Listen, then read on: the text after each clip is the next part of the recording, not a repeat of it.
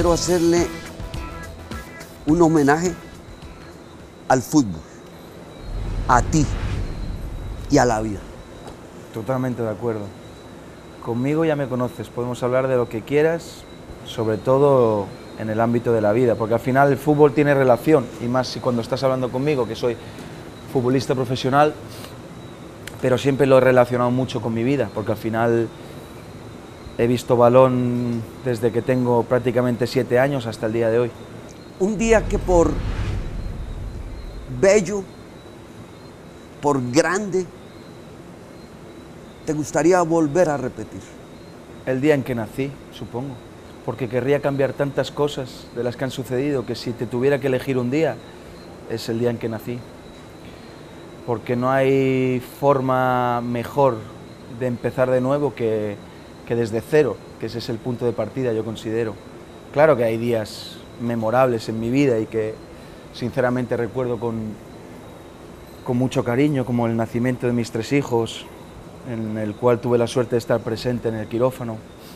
Profesionalmente, los días de máxima felicidad, cuando levantas trofeos importantes.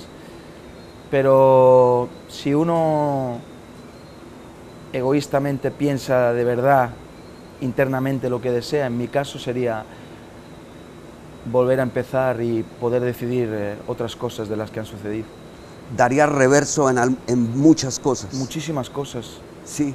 Sí, porque al final en la vida yo considero que son cruces de caminos en el que tú tienes que ir decidiendo, y en base a esa decisión de ciertos cruces se irá forjando tu vida y tu destino, ¿no? Que al final está escrito. Y la única forma de enderezar todo eso de lo que no estás conforme que te ha sucedido es volviendo a nacer. ¿Volverías a ser portero? No. No. Esa sería una cosa que seguramente cambiaría. Sí, sí. Siempre lo he dicho.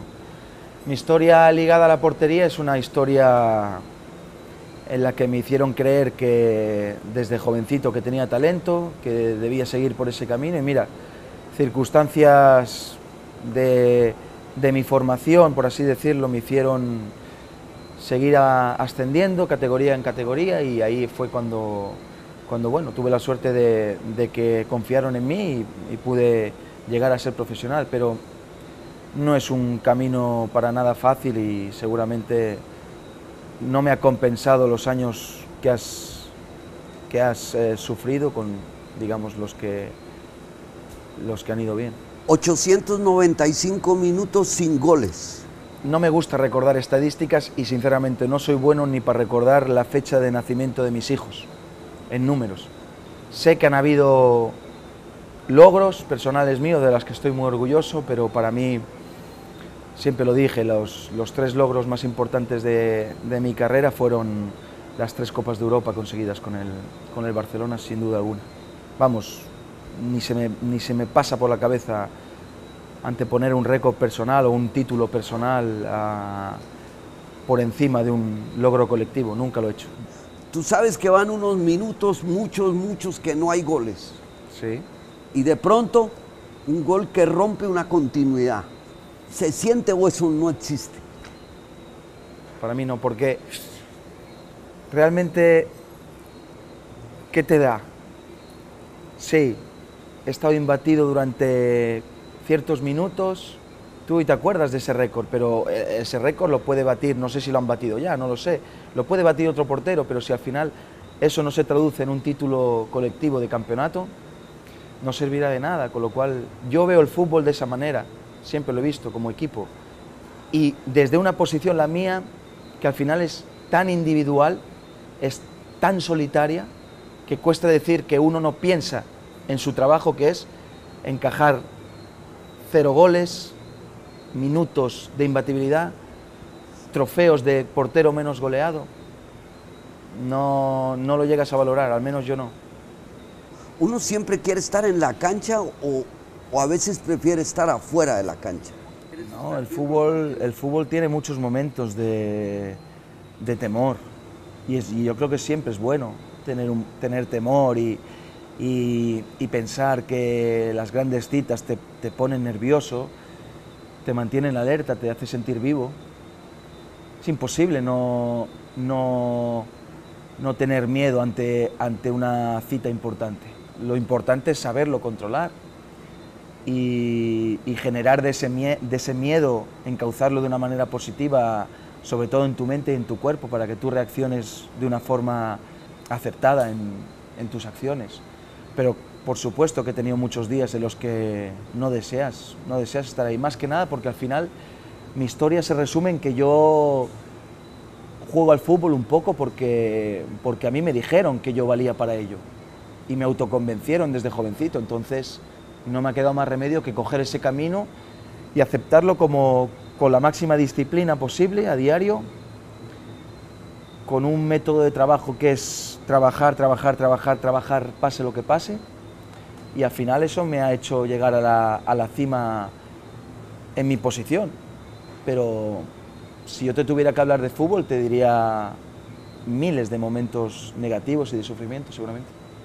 ¿Hay alguna jugada de fútbol que te repites varias veces, así como te repites películas? Sí, yo guardo un DVD muy especial,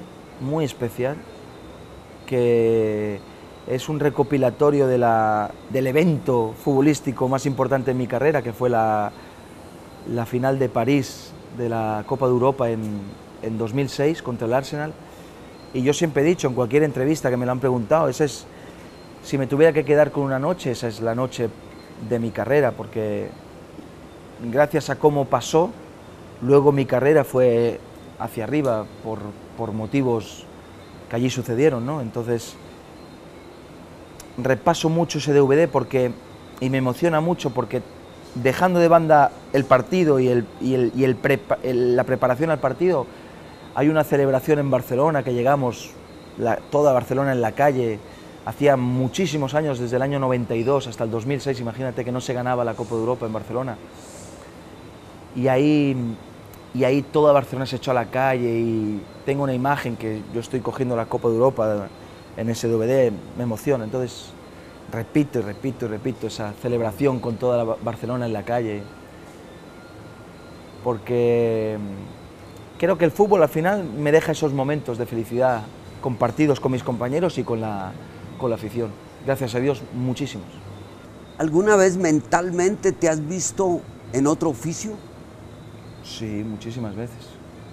Sobre todo cuando suceden cosas malas en tu oficio, piensas, ojalá hubiese hecho otra cosa. ¿Qué, por ejemplo? No lo sé. Cualquier oficio con el que ganarse la vida. Yo no tengo ningún problema en adaptar mi vida a las circunstancias que me van sucediendo. Mi mujer lo sabe, siempre lo hemos comentado. Si tuviese algún problema, no tendría reparo en que mi vida cogiera otro camino totalmente diferente al del fútbol. Aunque fueras una persona pública, no tendría problemas. Siempre que hablamos de cine veo que los ojos te brillan, que de verdad te da gusto hablar de cine. Sí. ¿Eso nunca lo viste como una posibilidad? No, uno que es siempre aficionado al cine, y más como yo, que solo veo películas, siempre sueña con hacer papeles que a ti te han llegado. Si quieres ser el protagonista de una película que a ti te ha gustado, película épica, película en la que ves un drama de una historia con la que te sientes identificado, pero no, muy difícil estar ahí. Hay gente que sueña años y años con llegar ahí, es muy complicado. Pero llegar aquí también es muy difícil. Sin duda alguna, sí. Y yo me considero una persona con mucha suerte, un privilegiado de la vida, pero no me escondo de lo que pienso. Y los que están muy cercanos a mí siempre saben lo que he pensado del fútbol y lo que he pensado de la portería, y es así. Yo he escrito un libro hace poco, Método V, en el que explico lo que ha sido mi carrera, pero digamos que lo que intento explicar es el método psicológico que yo he tenido que ir forjando aquí dentro poco a poco para ir superando esos escalones que la vida no me hacía entender y que yo tenía que entender por obligación. Y al final conseguí el éxito, gracias a Dios. Cuando tú vas por una bola, ¿se piensa en el cuerpo o en el cuerpo en ese momento no se piensa? Personalmente tiendo a pensar que vas a recibir un golpe. ¿Lo piensas? Claro. En ese instante. Sí, el portero siempre está más indefenso que otro jugador porque nosotros estamos mirando la pelota cuando salimos el balón a cogerlo, entonces todos los otros jugadores pueden de una forma más sencilla impactar contigo, pero bueno, son cosas del fútbol que ya se ha aceptado con el paso del tiempo. Por ejemplo, te voy a poner un ejemplo. Yo me rompo el año pasado, la temporada pasada, la rodilla y en una acción que había hecho seguramente en mi carrera después de 12 años de profesional y más de 20 jugando a fútbol, millones de veces, que era saltar a por un balón, intentar cogerlo, no cojo, cae y a la segunda acción voy a por él sin ningún tipo de problema. Aquel día la pierna, el pie impacta en el suelo y yo solo estoy pensando en el balón. Y luego mi doctor, el doctor, ese cirujano que me salvó prácticamente mi carrera, porque gracias a él he podido volver a jugar, me dijo, ¿usted sabe por qué se ha lesionado? Y yo le dije, yo pienso que es porque mi pie, que aquel día estaba un poco húmedo el césped, cedió un poco, entonces mi rodilla cedió hacia adentro. Dice, no, usted se ha lesionado porque su cerebro estaba pensando más en el balón y no dio tiempo a su músculo a proteger su rodilla antes de que usted vaya hacia ese balón. Entonces yo no entendí en aquel momento lo que aquel señor me estaba diciendo y poco a poco con los meses fui dándome cuenta de la verdad y todo lo que nos puede llegar a pasar jugando a fútbol, pero no somos conscientes. Por eso te digo a tu pregunta, piensas cuando eres consciente de que puedes recibir un golpe, pero cuando estás fijándote en el balón no piensas en tu cuerpo. Si la vida te dejaran cambiar el resultado de un partido, ¿cuál cambiarías? No cambiaría un resultado, cambiaría el día que me lesioné. Yo aquel día recuerdo que era capitán, nos enfrentábamos al Celta de Vigo en casa, un miércoles, un martes, entre semana. La maldita jugada empieza que el árbitro pitó penal. Y recuerdo, no sé si recuerdo que el nombre del colegiado, creo que era Aiza Gámez, venía de otro partido anterior, o 2 semanas anteriores, de pitar un penalti en campo de la Almería, recuerdo, creo, fuera del área, y lo pitó dentro, con lo cual era un error del árbitro. Y yo salgo como capitán y le digo, consulte al linier, que creo que ha sido fuera del área. Él con el pinganillo, consulta, está un rato y nosotros metiendo, yo como capitán ejerciendo presión, lo señala fuera del área, libre directo. Y ahí cambió mi vida, porque en esa falta que lanza el jugador del Celta yo me lesiono y si hubiese sido penal seguramente yo no me hubiese lesionado, con lo cual yo no te cambiaría un resultado, te cambiaría que aquel día no hubiese sido yo el capitán, porque seguramente sin el brazalete no hubiese ido a pedirle al árbitro que lo sacara del área. Cosas que te acordarás toda la vida, no me voy a olvidar nunca. Total. Y tú hablas del destino, y mi destino, ese cruce de caminos de que te decía anteriormente, yo decidí que ese cruce tenía que ir hacia allí, y lo normal es que hubiese ido hacia la derecha, y ya está. Te ha tocado sin querer, no lo querías, pero pasa, tú vas por el balón, que hayas agredido a alguien y no es tu culpa. Sí, igual que tú recibes agresiones, puedes llegar a agredir a alguien sin quererlo, claro, por un lance del juego. Pero si hay una cosa entre medio, que es el balón, distorsiona todo y puede llegar a suceder cualquier cosa, como la que me sucedió a mí, como la que le puede suceder a otro rival. Claro. Es el fútbol, es el deporte. ¿Qué enseñanzas deja una lesión? ¿Qué enseñanzas le deja a Víctor Valdés? Voy a dejar de lado la gente que te deja solo, voy a dejar de lado cómo al final el mundo del fútbol te hace sentirte un lisiado, pero voy a destacarte una en especial, y porque a mí me tocó, y así lo quise, y doy gracias a Dios que lo viví, que la lesión de rodilla me hizo volver a sentirse lo que es la vida no siendo futbolista. Así te lo resumo, porque yo me fui a recuperar a Alemania, una lesión difícil de recuperar, pero que yo lo iba a conseguir sí o sí, pasara lo que pasara. Y en esos 2-3 meses que estuve en Alemania con la clínica de mi doctor, yo vivía en un hotel, tenía que coger el tranvía cada día 2 o 3 veces para ir de la clínica al hotel a descansar. Y gracias a la actitud de la gente en Augsburgo, yo pasaba desapercibido en el tranvía, pasaba desapercibido en la calle, cosa que no era normal para mí en Barcelona, en mi ciudad. Y doy gracias a Dios que al final volvías a tocar monedas después de muchos años, a saber valorar lo que te costaba un simple billete de tranvía, a tener que pagarte un café, miles de situaciones en las que no eras consciente siendo futbolista, porque los futbolistas vivimos una vida irreal, una vida en la que nos lo dan todo hecho, todo sencillo, te alaban, te sientes cómodo en cualquier sitio. A mí la lesión me hizo volver a la vida real, de donde venimos, y esa cura de humildad a mí fue un golpe fuerte para ahora, una vez he vuelto a la actividad como futbolista profesional, yo ya recuerdo que vengo de Augsburgo, recuerdo esos 3 meses, yo vengo de comprarme el billete de tranvía, de ir con unas muletas, con mi música, y solo, eso no me lo quitará nadie. O sea, vuelves a ser la superestrella, pero la enseñanza ya queda. No, yo no seré nunca más una superestrella, porque yo he estado ahí, y yo te he dicho, el fútbol te aparta, te has lesionado la rodilla y dices, otro, tú ya no vales, tú vas a valer, si tú quieres. Claro.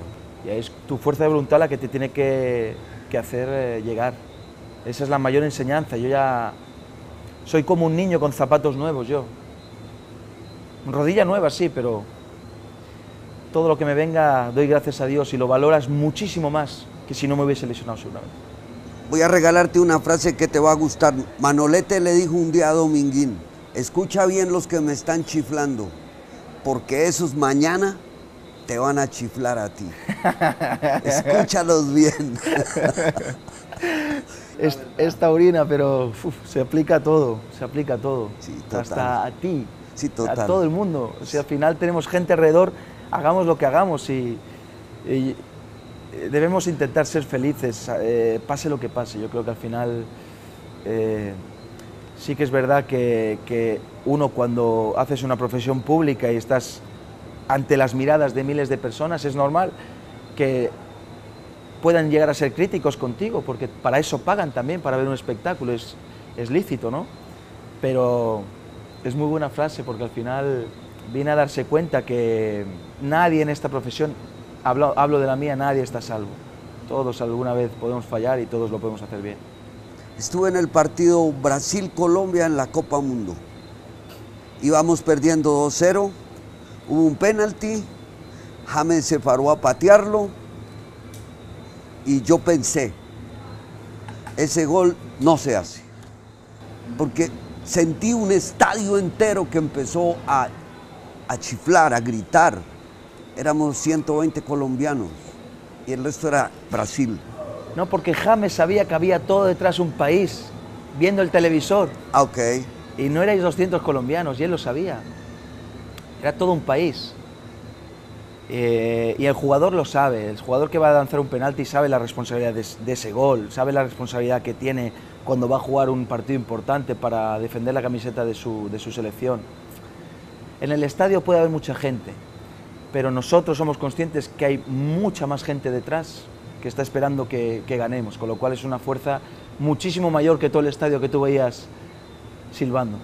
En el caso tuyo es al contrario, tú estás en el arco, el hombre va a patear el penalti, supongo que el estadio se queda en silencio. ¿Tú ahí qué sientes tú?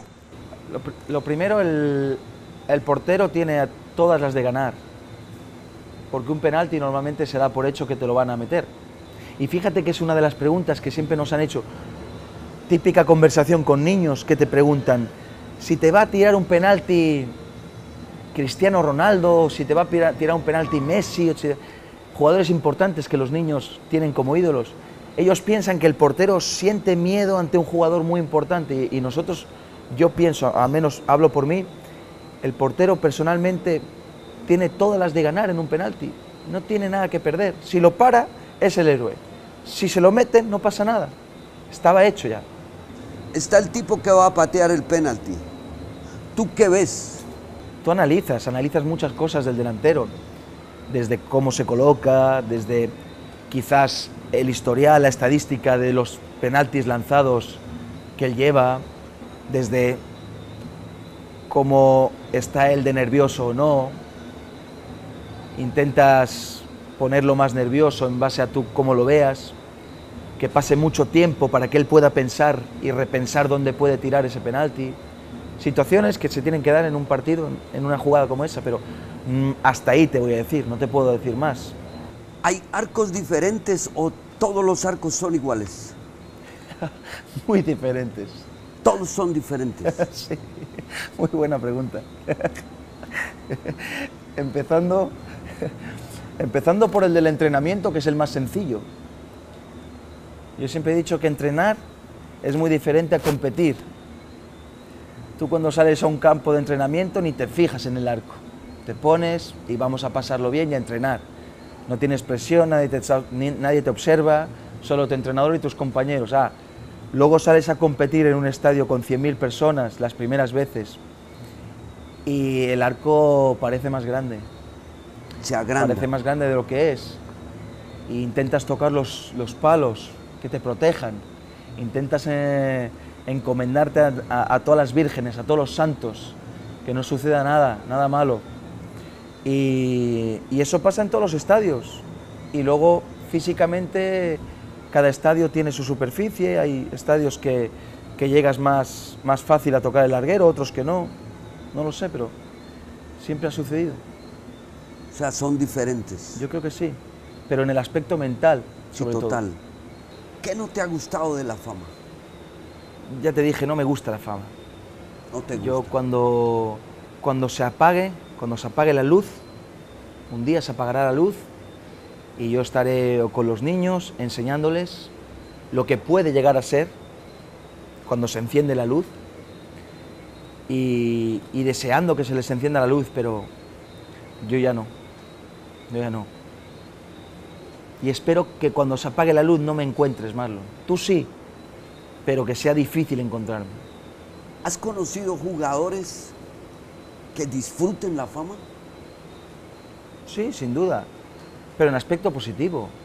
Yo creo que hay gente que no la disfruta y hay gente que la puede disfrutar, pero de forma que te puedes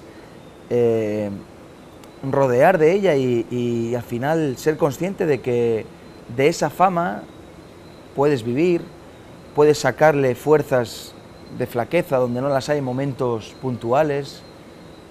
Por ejemplo, yo recuerdo, Ronaldinho para mí siempre fue un ejemplo de don de gente, porque Ronnie era una persona que siempre le gustaba rodearse de cualquier círculo de gente. Llegábamos a un aeropuerto, él tenía seguridad del club, él recibía a todo el mundo, lo abrazaban, lo tocaban, él se dejaba. Una persona muy cercana con todos y considero que él disfrutaba de esa fama en el aspecto positivo, porque al final, si tú no lo disfrutas y la cara siempre sonriente, tú no puedes forzar esa situación, estar actuando durante años, no lo creo. Con lo cual Ronnie disfrutaba. ¿Cuál es la diferencia entre ser delantero, mediocampista y ser portero? La soledad. La soledad. No hay otra. Tú te lo comes todo solo. Tú eres escritor, pero yo también escribí. Y me gustaba escribir.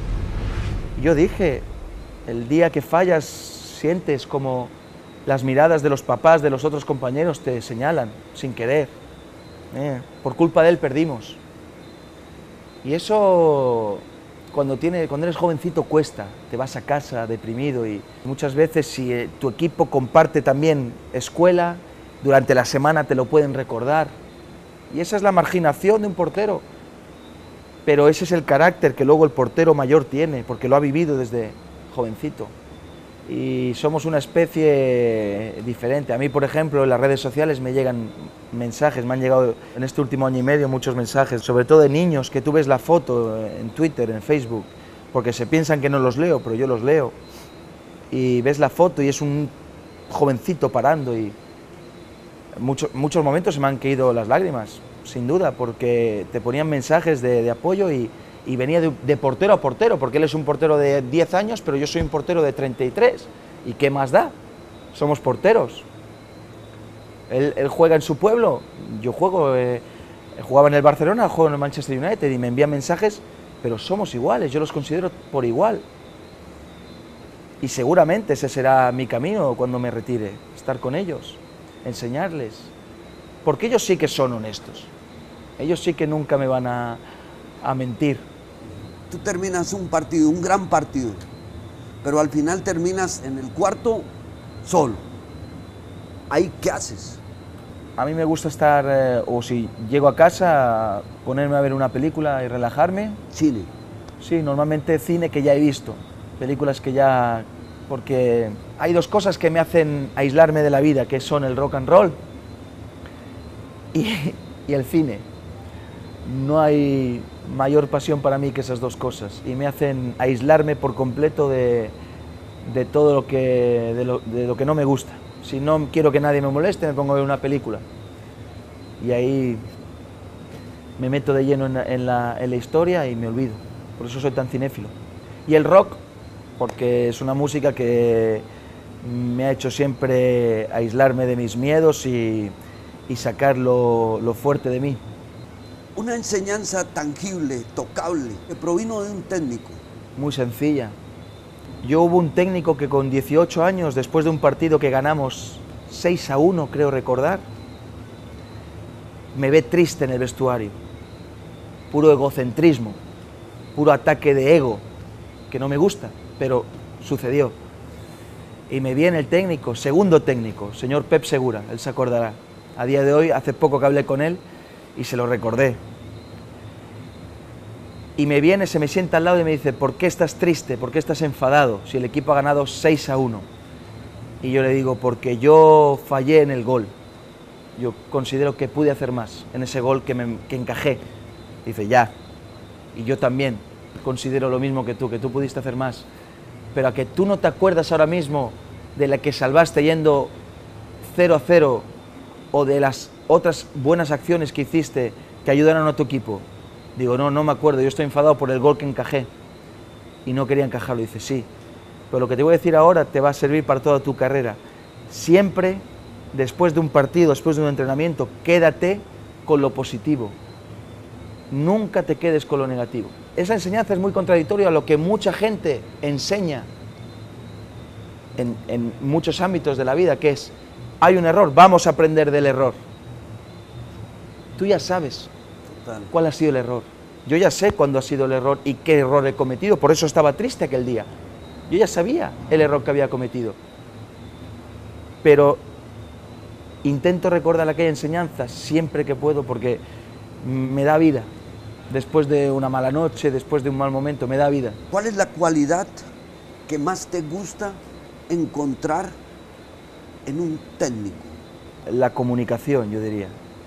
Al final yo tuve la suerte de estar varias temporadas con Guardiola y siempre digo, para nosotros fue un técnico que aparte de la enseñanza que nos dio como universidad del fútbol, porque él fue un catedrático para nosotros, el máximo exponente en lo que sería una universidad, fue la comunicación, la forma que tenía de adaptarse cuando tenía que decirle algo a Marlon, o le tenía que decir algo a Víctor, o le tenía que decir algo a Messi, y esa es la faceta más difícil de un técnico, que sepa adaptar su orgullo y el mensaje de lo que quiere decir a 24 o 30 jugadores que tiene en su plantilla.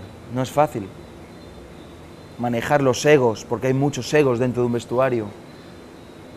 Te tengo que decir que has fallado, pero ¿cómo te lo digo? Porque Marlon se lo va a tomar de una forma diferente a otro jugador que lo va a aceptar de una forma más poderosa. Es lo más difícil, la comunicación. ¿Te llevas mejor con los jugadores que tienen tu carácter o con los que tienen un carácter diferente al tuyo? Yo siempre me llevé bien con todos los jugadores de un vestuario en el que yo he formado parte, siempre. Cierto es que hay caracteres con los que te llevas mucho mejor, que aunque tú pienses que no, pero yo soy una persona muy bromista, me gusta mucho la broma y me gusta hacer mucho el payaso para que otros se rían, por ejemplo. Yo soy medio bufón. Y entonces me ha gustado siempre ese tipo de jugadores que aceptan tus bromas. Siempre me he llevado mejor, como por ejemplo Xavi es una persona en ese aspecto excelente. Siempre se ha reído conmigo como nadie y hemos compartido momentos juntos dentro y fuera del vestuario que son irrepetibles y los que quedan, porque al final esa sí que es una amistad que quedará para toda la vida. ¿Cuál es el arquero activo y no activo que más te gusta? Siempre puse de ejemplo a Oliver Kahn, jugó en el Bayern de Múnich muchos años, portero de la selección alemana también, y yo recogía pelotas en el Camp Nou, detrás de la valla publicitaria, estaba así, y el primer día que vi a Oliver Kahn parar una pelota, la blocó y se quedó con ella en el suelo, dije, con lo grande que era y cómo transmitía seguridad y carácter, dije, ese es mi ídolo. Ni lo conocía, un rubio, a veces alocado, pero me encantó. Transmitía fuerza, transmitía carácter, ese era mi portero. Y luego ya con los años, Cañizares, Santi Cañizares, que jugó en el Valencia muchísimos años, portero de la selección española también, fue un referente en cuanto a técnica, en cuanto a mi espejo donde yo progresar en mi entrenamiento diario. Yo quería ser del estilo de Cañizares, porque Cañizares era fino, era una persona que era puro talento y siempre intentaba bloquear el balón como a mí me gusta que sea un portero. Esas dos. Supongo que a los dos les dijiste un día, tú eres mi ídolo. En ese aspecto tengo dos respuestas muy diferentes. A los dos he tenido la suerte de jugar contra ellos, incluso. Y con Cañizares una gratitud enorme de por vida, porque él sabía que él ha sido un ídolo para mí y siempre, aparte en sus declaraciones, mostró siempre un respeto y una admiración por mí que yo no merecía de su parte y que él me dio. Y con Oliver Kahn tuve la mala suerte que yo le fui a pedir una camiseta jugando en contra, imagínate, en el Camp Nou, en nuestro estadio en Barcelona, y le fue a pedir una camiseta y estaba enfadado aquel día, no sé, y lo que hablábamos del carácter, a veces las personas cuando están enfadadas no miden, y ahí él no tuvo una buena reacción conmigo, pero yo entendí también. ¿Qué te dijo? No. No, él se fue enfadado para el vestuario y yo no, pero siempre, nunca dejará de ser mi ídolo y por eso también es mi ídolo. Porque él tiene ese carácter. Sí, estuvo bien. Esto es algo que yo me imagino. Tú estás aquí de portero, ya está el partido está lejos. ¿Es reiterativo el pensamiento de querer estar allá o ese pensamiento no existe? No, porque primero intentas concentrarte en lo que está sucediendo allí, porque de lo que está sucediendo allí depende de tu posición, más correcta o menos correcta en el campo. Con Guardiola, por ejemplo, mi línea defensiva siempre se iba a medio campo. Y yo normalmente tenía 30, 40 metros que tenía que defender como un defensa más muchas veces cuando tiraban un balón a la espalda de mis defensores. Y eso era complicado, entonces mi posición tenía que ser mucho más avanzada que la de otro portero. Porque yo no quería correr 40 metros si tenía que correr, quería correr 15. Porque yo no soy una persona rápida, soy un arquero, no soy un jugador. Entonces dependía mucho de donde estuviera el balón en aquella situación de la que tú te refieres en cuanto a mi posición. Entonces no tenía tiempo a pensar. ¿Cuál uno o dos delanteros que a ti realmente te...? Muchos. Raúl, que jugó en el Madrid muchísimos años. Como decimos en España, una mosca cojonera dentro del área. Porque al final cualquier rechace que hubiera, por corto que fuera, siempre estaba ahí. Era un delantero atípico que parecía que no y era letal. Ronaldo Fenómeno, que fue un delantero que definía de una forma precisa y rápida, como nadie. Ya jugando en el Madrid, me tocó enfrentarme a él. Cristiano Ronaldo ha sido un delantero que, por suerte o por desgracia, me ha tocado sufrirlo muchas de veces. Es un jugador letal, imprevisible, desde que pasa el mediocampo puede chutar desde cualquier posición y tienes que estar muy atento. Contra los mejores, por suerte, he jugado. O por desgracia, no sé. ¿Qué es lo que hace tan grande a Lionel Messi? Leo, aparte de cómo se ha ido sobreponiendo año tras año y consiguiendo metas todavía más altas de las que podía conseguir, que eran inimaginables, con lo que conlleva esa presión, ser el mejor, porque él lo sabe, talento puro.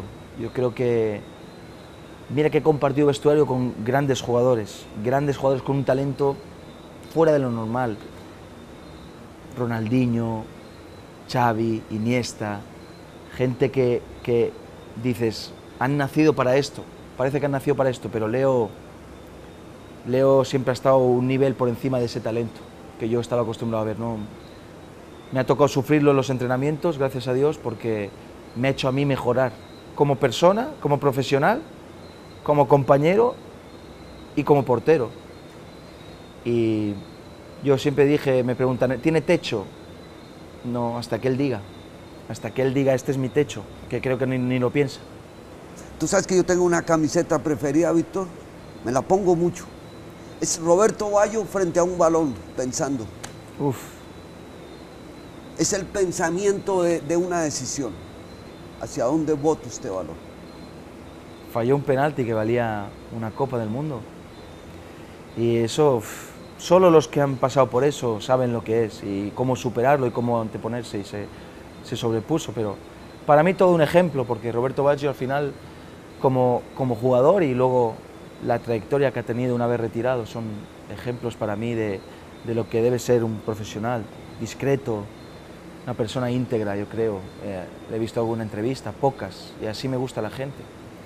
Sabes que soy fanático de Bob Dylan, y Dylan siempre fue una persona que se mantuvo al margen de los focos y hizo lo que le apetecía, cuándo, dónde, y de repente aparecía en un club en Ámsterdam y tocaba y nadie lo sabía, y ahí estaba, era Dylan, o no era Dylan a lo mejor, y decían que era Dylan, y por eso es tan grande Bob Dylan, porque la leyenda siempre está ahí, siempre estará. Yo soy fanático de él. Esa gente legendaria es la que a mí me llega. ¿Cómo ves hoy en día nuestra selección? El fútbol en general, el fútbol sudamericano está en lo más alto. Yo considero que todas las selecciones están, aparte que están formando mucho mejor a todos los niveles, a las categorías inferiores, todos los equipos, las selecciones se están viendo fortalecidas por esa formación desde la base, en todo Sudamérica en general. Y Colombia, ¿qué te voy a decir? Yo creo que son jugadores físicamente, como siempre, comparo a selecciones como Ecuador, selecciones como Venezuela, gente poderosa, gente físicamente fuerte, que aguanta los 90 minutos a un ritmo bueno. Y en el último Mundial vi una Colombia que le gustaba del buen fútbol, de intentar tocar pero ser directo. ¿Cómo ves a un tipo como James? Yo a James ya, cuando jugaba en Mónaco, ya antes de que se hablara de que iba a fichar por el Madrid, ya vi algo especial. Los zurdos tienen algo fuera de lo normal. Siempre dije, los porteros somos una especie especial, los zurdos otra. El zurdo es un jugador que tiene algo, un talento innato, y James es uno de ellos. Yo creo que la ascensión que ha tenido en poco tiempo habla por sí sola del talento y la calidad que él tiene. Ahora dependerá de la fuerza de voluntad que él tenga y las ganas de triunfar que él tenga, de que se mantenga en esa ascensión, que no dudo que va a ser así, porque demuestra una pasión tremenda por el fútbol. Un buen encuentro que hoy vale la pena recordar. Pues yo, sinceramente, porque así fue, por casualidad, me quedaría con el de mi mujer, Yolanda, porque juntos hemos formado una familia que ya eso queda para toda la vida y es el mayor regalo que podía uno tener. Y ella, porque al final yo me conozco mejor que nadie y soy una persona tan difícil de llevar y de convivir en ciertos momentos, que merece el mayor de los trofeos, sin duda alguna, por aguantarme. Yo creo que ese es el mayor encuentro que yo cogí, porque lo cogí, ¿eh? Sí, total. No, lo cogí, sí. En cuanto lo vi. En cuanto lo vi dije, mía, ni la solté. Bellísima. Enamorado desde el primer momento, entonces ahí ya me quedaré con ella. No quiero recordar a nadie más, sin duda. Víctor, ¿con el tiempo te ha cambiado el significado de la palabra miedo o sigue siendo el mismo significado de hace 10 años? No, seguramente habrá cambiado. ha cambiado el significado. Sí, dependiendo a qué lo apliques. Miedo profesional, yo por ejemplo le tengo, ahora que tengo 3 hijos, le tengo mucho miedo a la muerte. Pero más que nada porque piensas que esas pequeñas criaturas no pueden sufrir sin su papá. Entonces, por supuesto que el miedo escénico siempre con la experiencia lo vas superando en tu profesión, que es el que en principio te paraliza los primeros años y te hace no rendir a un máximo, con una máxima eficiencia. Pero el miedo de la vida ha cambiado mucho desde que soy papá, muchos años atrás ya. Yo era una persona, por ejemplo, que antes de tener hijos me gustaban las motos, salía en moto a escondidas, aunque el club no me dejara ir en moto, y sabía el riesgo que tenía, pero yo no tenía gente que dependía de mí si me pasaba algo malo. Entonces yo asumía que mi vida era mi vida. Pero al final tú cuando tienes hijos, yo pienso que todo papá le ha sucedido, antepones que te pueda pasar algo a que mejor no lo hago, mejor no voy. Y ese es el miedo que yo creo que va cambiando en tu vida a medida que vas creciendo. ¿Qué cualidad tuya? Porque también puede ser un defecto, ¿no? Con seguridad vas a llevarle a tus 3 hijos. La perseverancia. No sé cómo explicártelo, no te lo puedo definir en una palabra. A mí, gracias a Dios, tuve un padre rígido en ese aspecto, en el aspecto de la disciplina y el trabajo, y a día de hoy le doy gracias por cómo a mí me transmitía esa enseñanza de que pase lo que pase, tienes que seguir trabajando, sea cual sea el objetivo a conseguir. Yo a mis hijos les voy a transmitir siempre eso, con el apoyo de un padre, por supuesto, pero trabajo, trabajo, trabajo, no hay otro secreto en la vida. Los regalos vienen solo a la gente que hace magia, como tú dices, e incluso la gente que hace magia ha tenido que trabajar mucho para tener la varita. Sí. Entonces, trabajo, trabajo y trabajo, perseverancia en ello, con humildad, con respeto hacia los demás, porque me gustaría también que respetaran a los míos. Dime solo un momento, y si quieres decírmelo, dímelo, y si no, no, donde en verdad tú te recriminaste a ti mismo. Seguramente algún momento de los que te he hablado, que me mantengo al margen, me aparto, y hay gente que sufre, hay gente que espera que tú pues des más, que cumplas, que estés ahí, pero realmente la despedida que tuve de Barcelona, pues por culpa del tratamiento que tenía que seguir en Alemania, no fue la deseada, y por culpa de mi carácter me aparté y me fui. Y la gente seguramente esperaba mucho más de alguien como yo, pero seguramente me recrimino ciertas actitudes de ese tipo de mi persona. Si hicieran una película de tu vida, ¿qué se puede hacer? ¿En qué escenas de esa película, fijo, todo el teatro haría? Bueno, yo siempre consideré que tengo un ángel de la guarda, me han pasado muchas cosas desde pequeño que podían haber sucedido de una forma más grave y no ha sido así, gracias a Dios, o gracias a ese ángel que me guarda. Y hay un capítulo bastante complicado. Yo empecé un día por la noche a sentir un dolor muy fuerte aquí en el aductor, muy fuerte. Tenía 12 años, ya estaba en el Barcelona, y de repente me voy a dormir con una fiebre muy alta, y el dolor a la mañana siguiente me bajó al pie, y ahí seguía con la fiebre, no sabían qué tenía, y resultó que tras una semana en el hospital, que nadie sabía lo que tenía, resultó que una bacteria me estaba comiendo el hueso de la tibia, y bueno, fue cuestión de horas, primero que esa bacteria, una infección terrible que me había entrado por unas heridas que yo tenía, no sabía, y esa bacteria resultó ser muy, muy mala, y no sabían si en aquella época me podían salvar la pierna.